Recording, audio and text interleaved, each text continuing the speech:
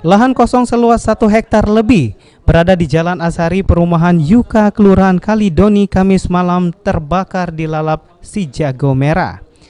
Lahan yang dipenuhi semak belukar serta kondisi mengering dengan cepatnya membuat api membesar.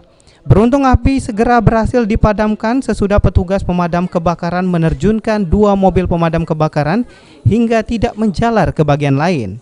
Menurut Kapolsek Kalidoni AKP Iren, berdasarkan keterangan saksi-saksi yang berada di lokasi kejadian, api diduga berasal dari pembakaran sampah warga.